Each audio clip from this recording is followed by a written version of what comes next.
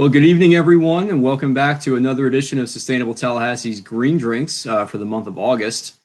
My name is Mike Mitchell. I'm the president of Sustainable Tallahassee, and tonight we have a great show for you. We have two gentlemen from our Renewable Energy Advocates Committee who are going to talk a little bit about Sustainable Tallahassee's efforts in renewable energy, energy efficiency, and electric vehicles, my favorite topic. So just before we go ahead and get started, as always, remind everyone, Sustainable Tallahassee exists on your support, on your memberships and on your contributions. And it's a very difficult time right now for nonprofits in this world. Many of our events, many of our fundraising activities, rather, are centered around in-person events that can't happen right now because of COVID. In particular, in the upcoming month of September is usually our biggest event of the year, the EV Expo. And this year, unfortunately, we can't do it. We can't do it in person. So we are looking at alternative options there. But if you can support us now, we greatly appreciate it, and we will use that to continue making this this community a more sustainable place for now and for the future. So I want to go ahead and introduce our two guests for tonight. I am joined by Jack Dieselhorst and Steve Urs, both members of the Renewable Energy Advocates Committee, both board members or former board members, and Jack is currently also the treasurer of Sustainable Tallahassee. So I want to thank the both of you for joining us tonight and for all your many years of service to the organization and the community at large. You guys have been involved in environmental causes and sustainable causes for quite a long time. So if we could just go ahead and start off, maybe telling us a little bit about yourself, how long you've been involved with Sustainable Tallahassee, and then the cause more broadly. Jack, let's start with you. Okay, my name is Jack Dieselhorst. I've been involved with Sustainable Tallahassee, as a member for I guess about 9 years, but not really active until recently, about maybe 5 or 6 years ago, when I joined the Renewable Energy Committee, Renewable Energy Advocates Committee, to kind of find out, a little bit more about renewable energy and kind of help it along in Tallahassee. Then I ended up joining the board, and now I've gotten really involved. So, but yeah, that's how it goes. Steve, so you are one of the longtime members of Sustainable Tallahassee. Tell us a little bit about your experience. Well, I was one of the founding board members, which arose out of Greenovation, a Night Creative Communities initiative. And so I was there when Kristen Dozier was our first chair and the founding board. And then we moved along, and I've served on the Community Carbon Fund and the Renewable Energy Advocates and recycling and other matters over the years. Jack and I first met, I believe, in 2007, because it was then that we both got solar panels, him on his business and me on my church. Yep. Yeah, that's kind of where I want to start tonight, was with the solar panels and with renewable energy. So Jack, you were earlier this year featured in one of Sustainable Tallahassee's 50th anniversary of Earth Day video presentations, where we went and profiled your business and how you had installed solar panels across the roof and had made a variety of energy efficiency improvements inside, such that your building is net zero. So tell us a little bit about that.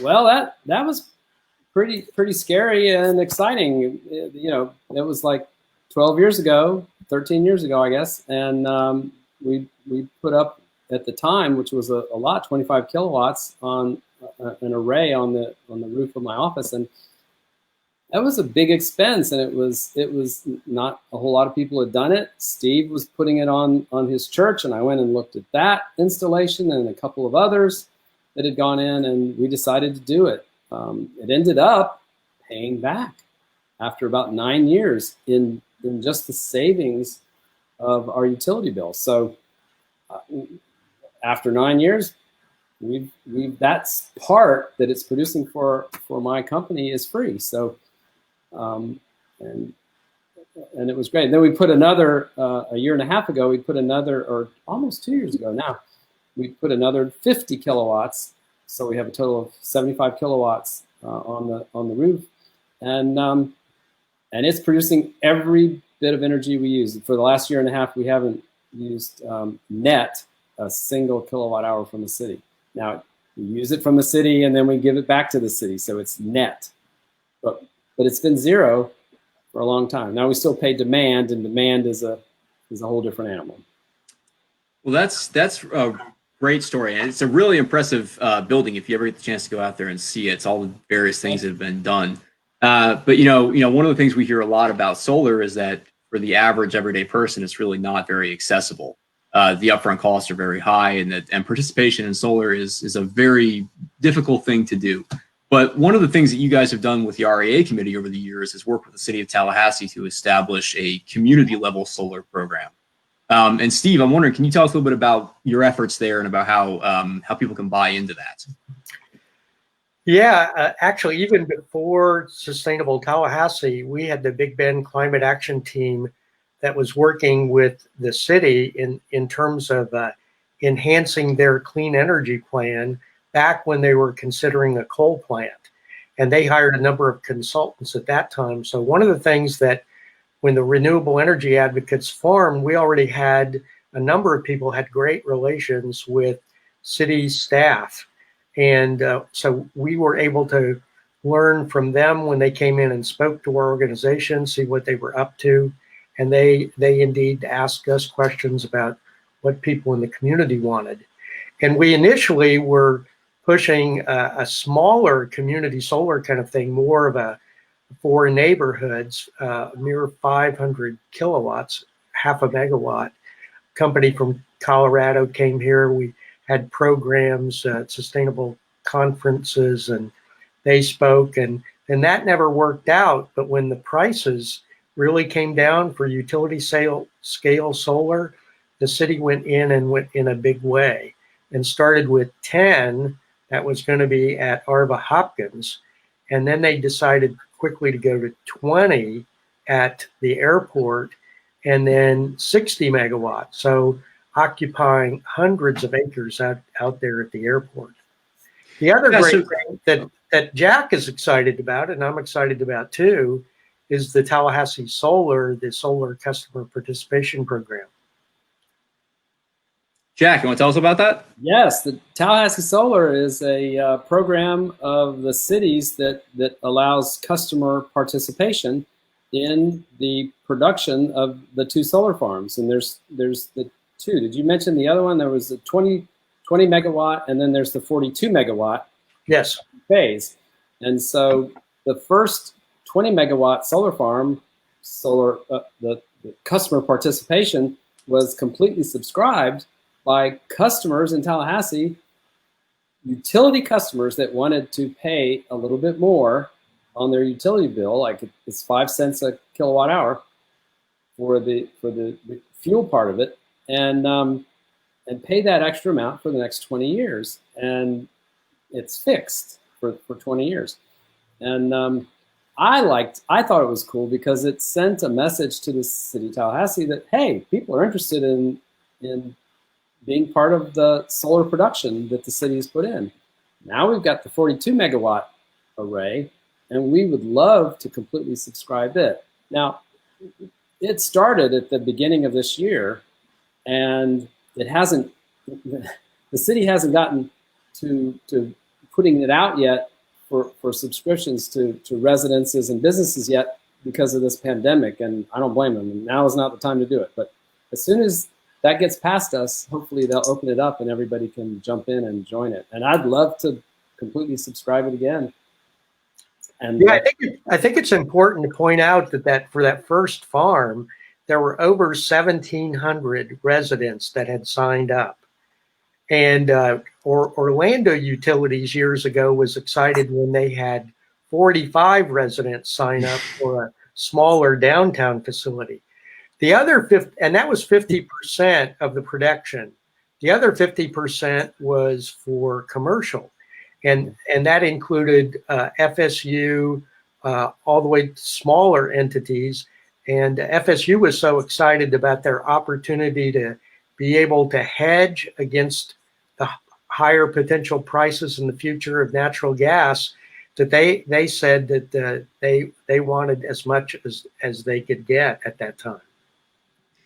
Yeah. So I hear you guys talking about this. And one thing I just want to ask about, and correct me if I'm wrong here, but what does it really mean to subscribe to it? So I, as a utility customer, would pay more on my bill every month, and that extra amount that I pay goes to help finance the cost of installing the equipment. Is that it? Not quite, because they got, the solar farm is on a power purchase agreement, so they are paying 5 cents a kilowatt hour to Origis Energy. So as part of your electric bill, there's a fuel cost, and it hovers around 3%, 3 cents a kilowatt hour. So you pay normally about 10.5 cents to 11, and it's about 3 cents. When you sign up for solar, you are paying 5 cents a kilowatt hour. So you're essentially paying the same thing as the city is paying. Would you agree, Jack, or would you explain it differently? Yes, no, that's perfect. And some people look at it as supporting solar, and other people look at it as, well, gosh, for 20 years, I'm going to still just pay the 5 cents, and the fuel costs might skyrocket. But who knows? We don't know what the fuel costs are going to do. So I guess that's one thing that I'm a bit confused about, and I think many people might share that. So when electricity is produced, it all just goes into the grid. So how can I tie my electricity usage directly back to this solar farm as opposed to any other method? And how am I helping to offset carbon emissions and address climate change by buying into this solar program? Well, basically, because of the support that the solar program got, that encourages the city to say, hey, let's do some more. That's a big factor. And I would love to see the city pay for it themselves, but it's a scary prospect for them to pay for it themselves. The PPA, power purchase agreement, is a safe way to do it. Let somebody else build it. Let somebody else take the tax credit. I guess we can't take the tax credit, I think is what it is. Mm-hmm. And then just pay whatever it produces. We pay 5 cents. The customers pay 5 cents. It's very safe for the city. So what are some of the other ways that people in Tallahassee can help support the transition to renewable energy through your committee? Well, installing. What are some of the other things you guys do? Well, that's the two ways. If you live in an apartment or you don't own a house, you can subscribe to this second solar farm. But if you have your own house and you do have a roof that has sunlight on it, install your own panels. And I tell a lot of people, both businesses and residences, I tell them, if you install solar, it's great for planet Earth, but it's also great for your bottom line. You will save money in the long run. The problem is it's so expensive up front. That's the problem. You have to either get a loan or you have to have enough cash to pay for it. But the prices have come down so much that, say, at the time that Jack and I got our systems, we were paying about $8 a watt. And then the state gave back $4, so that was a net at $4 then. Well, it costs less than that now to install solar. And the tax credit is still there. There have been a lot of installations in Tallahassee the last 2 years. Panels are more than twice as effective as they were in 2007. Inverters are more efficient. There are now micro inverters, so if you have a little bit of shading, it only affects that one panel that's touched rather than the whole string. So much improvements in that area. But like Jack said, you do have to have sunshine. And, you know, Tallahassee's got a 56% tree canopy. I mean, we're a tree city. And so there are so many of us like me that have shading all the time, which is one of the reasons that I was really excited to be able to sign up for Tallahassee Solar. Yeah, so there's a great question here in the comments that I want to ask you guys about. What is the best way to comparison shop for homeowners who want to consider installing solar on their own homes? Maybe let's back up one step. So say I'm a homeowner and I own my house here and I'd like to install solar. Where would I start? Well, there's a fellow that recently communicated with us who lives in Indian Head, and he essentially wanted to buy local. So he contacted the companies that are local and got different bids from them. And then he compared the quality of the solar panels and quality and price, and then he made a decision based upon that. So tell me a little bit about the difference between installing solar for myself on my own house and buying into the city's solar program. But then also, can you tell me about the difference between that and a solar co-op? Is there a difference? Well, I could talk about the solar co-op in that we had an opportunity to do that in 2018 from about January to June with Florida Solar United Neighbors. And this was another example. I wanted to point out earlier that the renewable energy advocates are really a coalition. It's just not Sustainable Tallahassee, but it includes people from League of Women Voters, Big Bend Sierra, Rethink Energy, and in the past we had solar contractors and so on. But at the time we formed a group with those people and with Florida Conservation Voters Education Fund, and we started the solar co-op. So those people who were customers, and one of them is one of our active members, Ken Hayes, they got together and they did an RFP and they looked at it and they chose a solar contractor, and then they all used the same solar contractor at the bid that they negotiated. So that's one kind of thing. Jack is both a direct customer because he's got solar panels and a Tallahassee Solar customer. So why don't you take it from there, Jack? Well, I do both. But one, I produce my own energy on my company, but I'm also signed up to be a City of Tallahassee, in the Tallahassee Solar Program. To answer your question, Mike, it's either way helps produce less greenhouse gases. Either way, whether you go through the city's customer participation program or if you put on your own solar panels, both are the same. And at the end of the day, that's what we're trying to do here with this. Now that putting on your own solar panels in the long run will save you money. So that's the hard thing is, and I hate to say that, but a lot of people aren't, it's not available to them. So, and I'm sad about that. Now, there is the PACE program. I mean, maybe Steve knows a little bit more about the PACE program that allows you to purchase solar, install it, and put it on as a loan on your utility bill. It actually goes, I believe, on your property tax bill. On your property tax bill. Thank you. Yeah, that's the county program. But the city program that you're talking about, they've got a loan program where you can borrow money for solar, and that one you pay off on the utility bill. So there's actually two ways to do that, one in the county, one in the city. Yeah. Yeah, and so the PACE option there, I think, is something that maybe we want to mention a little bit more about too, in that's an attractive financing opportunity for a lot of homeowners because PACE stands for Property Assessed Clean Energy.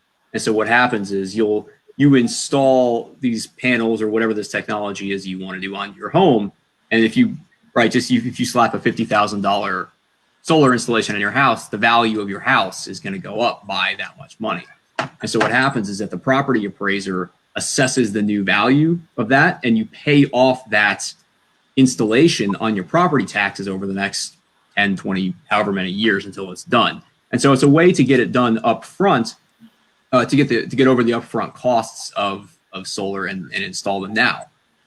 So I want to ask one more question on solar, and then I want to. And don't forget that if you sell your house, the new owner takes the solar panels that are on the roof and takes over the payments on the property taxes.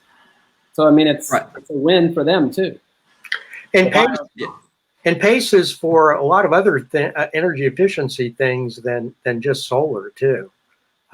Energy Star appliances, HVAC, and so on. So when we get to the point, the mantra that we used over the years, energy efficiency first and then solar, Jack can tell a story about he did it the reverse way, but it worked out really well. Well, okay, I'll tell that story. You're supposed to do the energy efficiency first, but we didn't. We decided we just wanted to put solar on the roof. We put it on there, and then suddenly, now that we're reading the meter and watching things more closely, we started to realize, oh my gosh, we're wasting a lot of energy. And so I have this chart. It's amazing. For in 2006, which was the year before we put any solar on the roof, we used a total kilowatt hours of 156,000. In 2019, last year, our last full year, we used 80,000 kilowatt hours. 156 down to 80. That's what our efficiency has done for us. It's the same size building. We have actually a few more employees, a lot more equipment inside the building, and yet we've cut our energy usage almost by half. That is the low-hanging fruit, let me tell you. And one of the things that Jack did was more recently, because he tried to do it earlier and it wasn't cost effective, was replacing all his lighting at Notary Public Underwriters with LEDs. And that was the last big project that the Community Carbon Fund did too, at the Florida Advocacy Center, where we supported them with a grant, about a 90% grant, so that they replaced all of their lighting with LEDs. And truly, lighting is one of the best ways to get a huge bang for your buck. Yeah, so I just want to mention there that the Community Carbon Fund that you mentioned, Steve, is a program of Sustainable Tallahassee, right? That if you can donate to ST's Carbon Fund, and what we'll do is provide grants to other nonprofit organizations throughout the Tallahassee area to help offset their energy usage and reduce their carbon footprint. So the Florida People's Advocacy Center, was the latest project that we have done, and we are currently looking for new projects to do in the future. So I have a question here that I want to ask, and it's the same question I wanted to ask myself earlier, and I'm happy. Where does energy storage fit into this?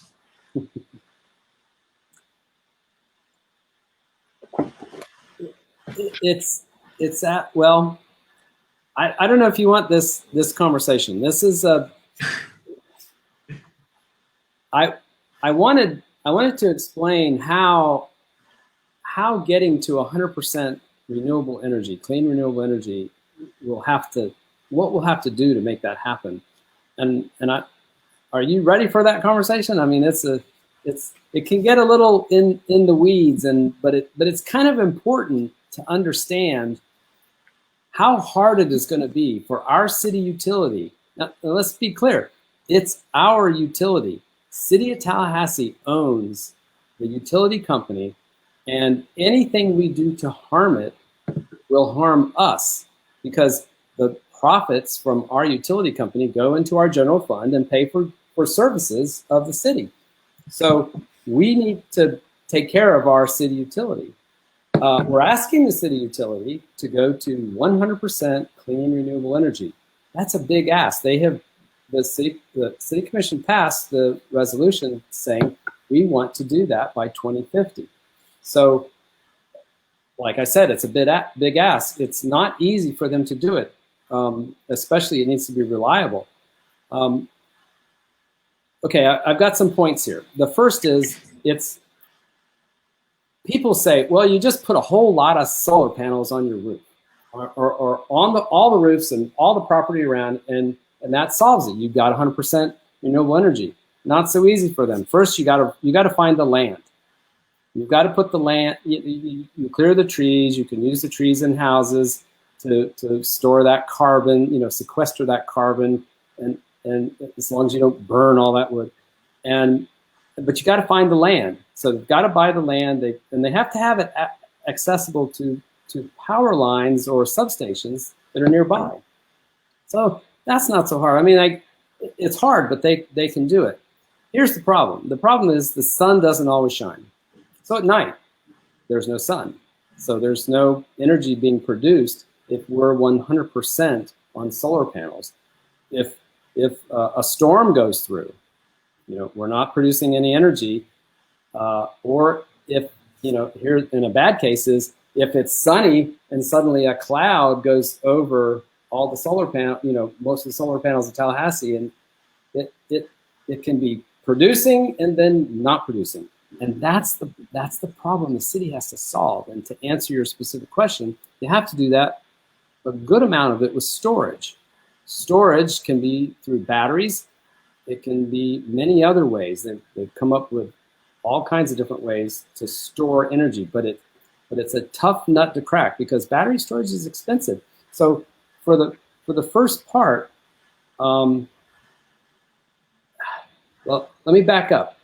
This is the key part that the city. I want you to kind of get a feel that the utility struggles with this, because have you ever you've seen those little generators you can buy at the hardware store? It's about a 5,000 watt generator, and you pull it. It's a gas generator. You crank it up. It's humming, and then you start plugging things in. You plug in lights. You plug in the refrigerator. Well, suddenly you plug in that refrigerator. That's a lot of energy that's being drawn out of that generator. Suddenly that generator starts laboring and shaking and working hard to try and you're thinking, wait a second, all I did was plug in a plug and I'm drawing electricity out of it. It was spinning anyway.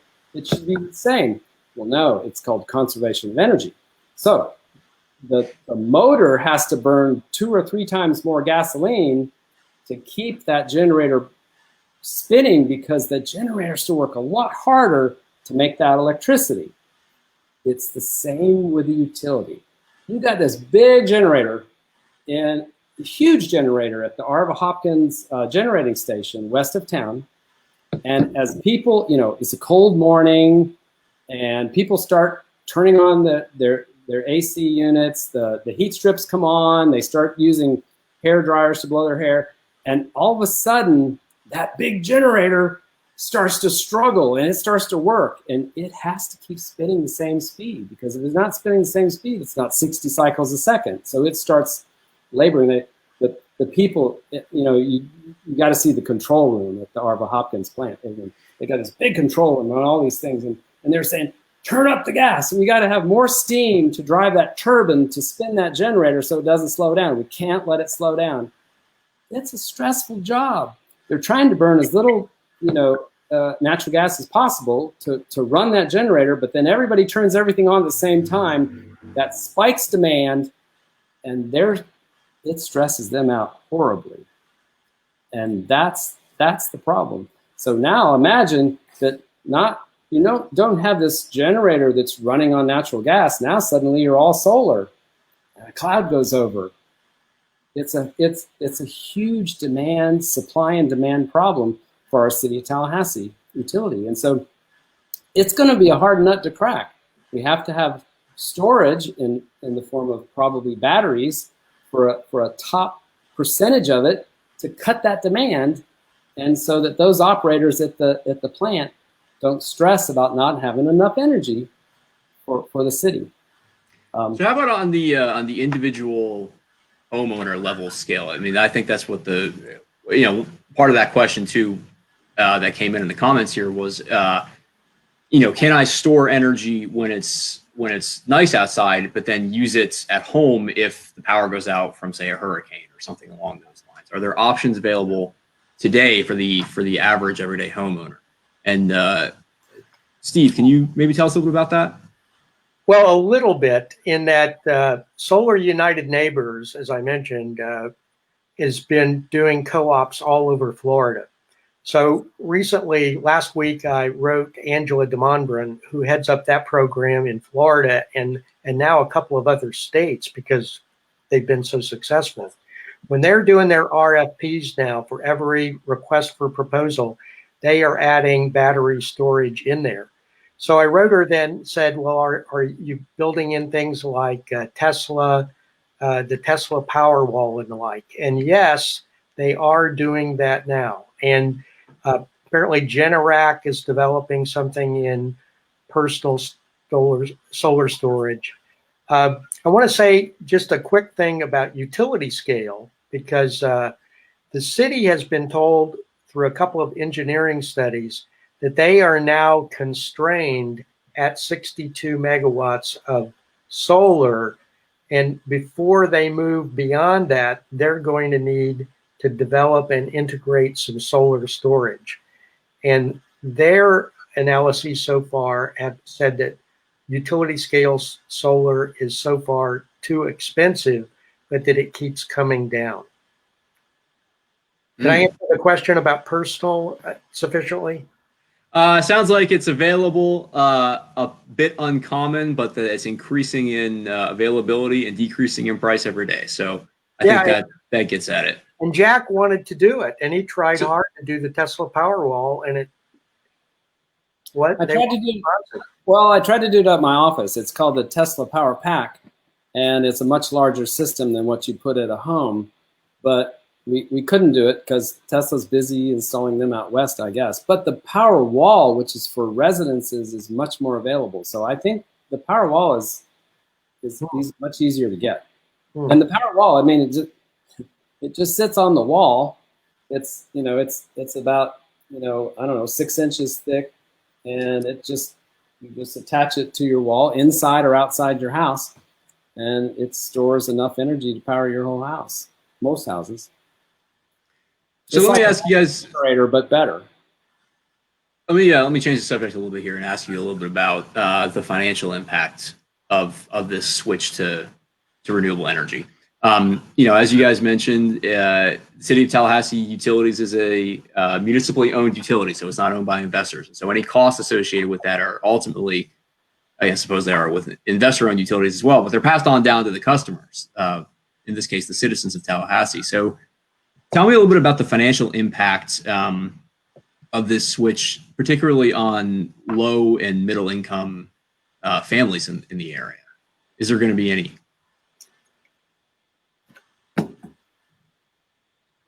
Well, interestingly enough, the League of Women Voters of Florida woman and I, Mary Dipboy, and I were exchanging emails this afternoon.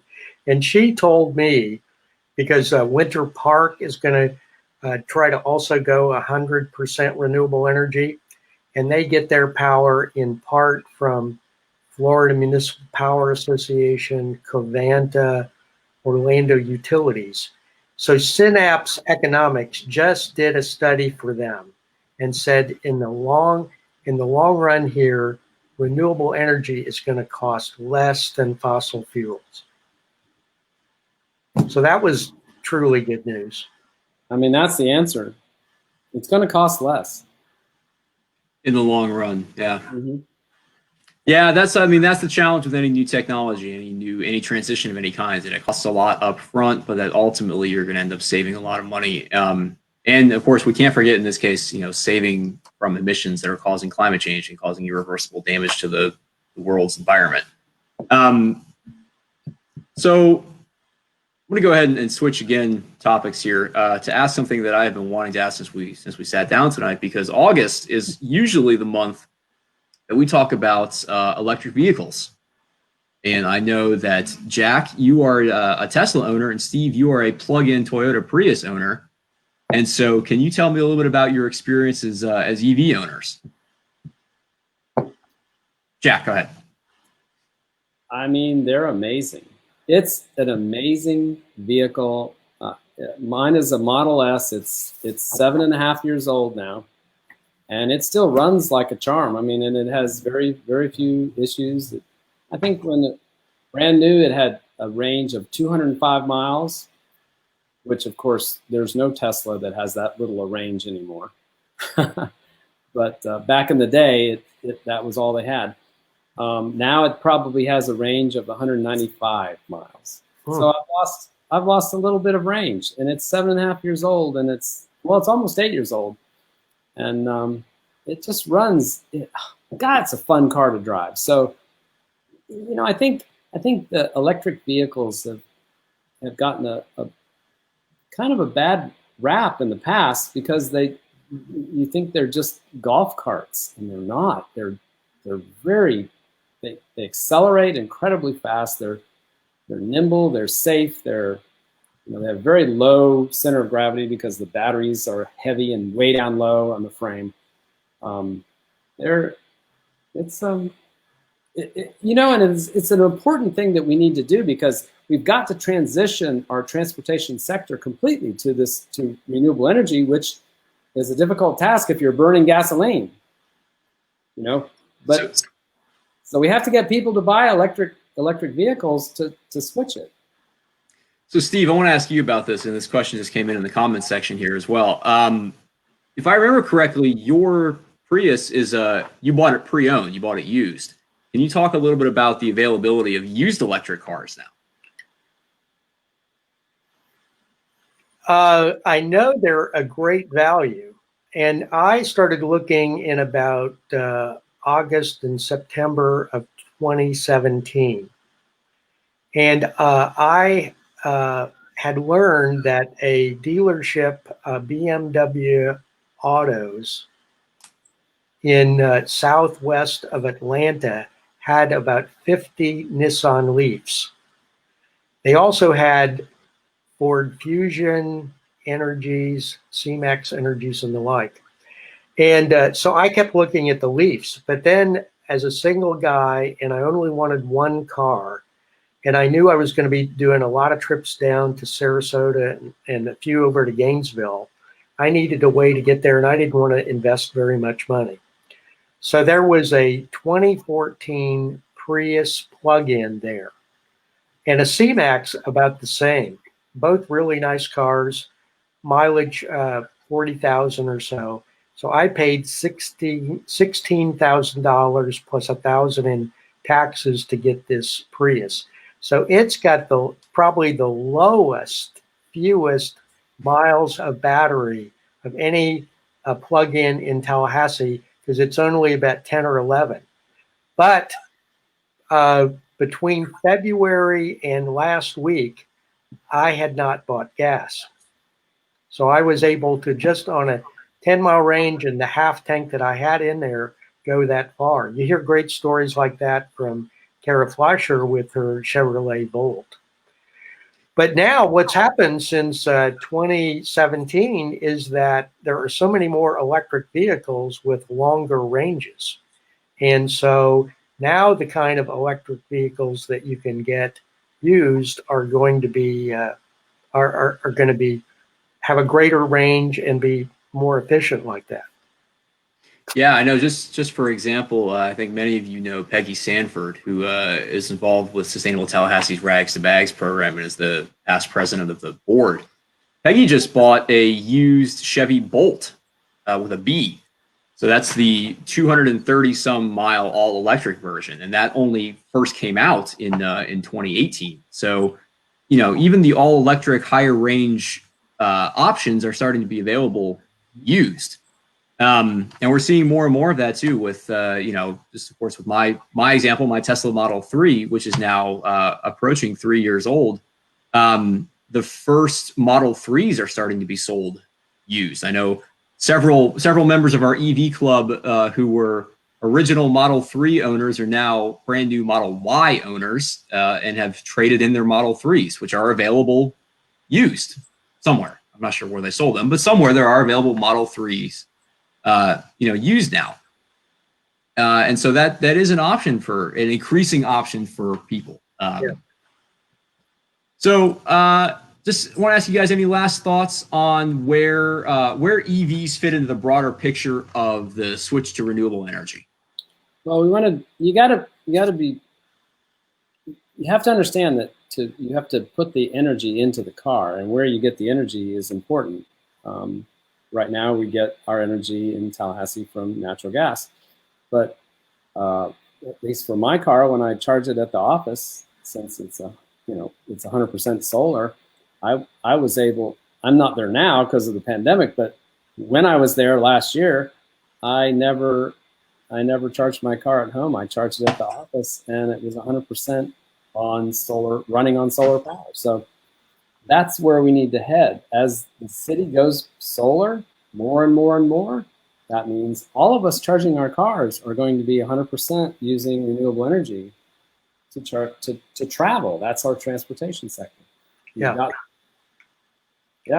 One of the things we should point out to the public here is that the Clean Energy Plan goal, the resolution, is for the city to have their vehicles, light vehicles, be electric by 2035. And we learned earlier this month that they already have 25 Bolts or Nissan Leafs. And the county is just starting with their electric vehicle too. And probably everybody knows that FSU's campus is using Star Metro electric buses. So yeah, that's the. I'm not sure if it still is, but at one point it was the largest electric bus fleet in the country. And if I'm not mistaken, they've transitioned almost entirely to electric buses around. I work at FSU, folks. That's why I know this. I see them I used to see them on a regular basis. But yeah, the transit around campus there is now all 100% electric and emission free. So thank you guys both for joining us tonight. This has been a great conversation.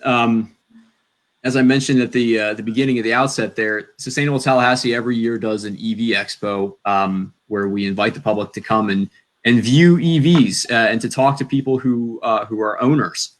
And of course, this year, as you all I'm sure know, in-person events are not really an option.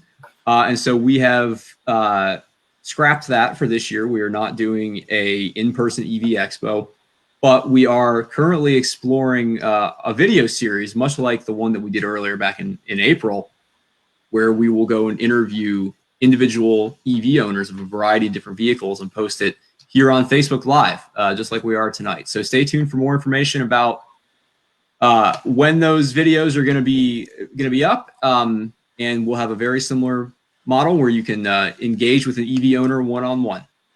So with that, thank you everyone, and we will see you all next month in September for our next Green Drinks.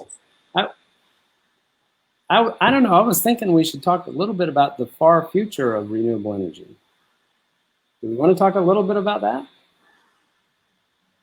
The far future. How about we save that one for another Green Drinks? We can do that. Okay. All right. Take care, everyone.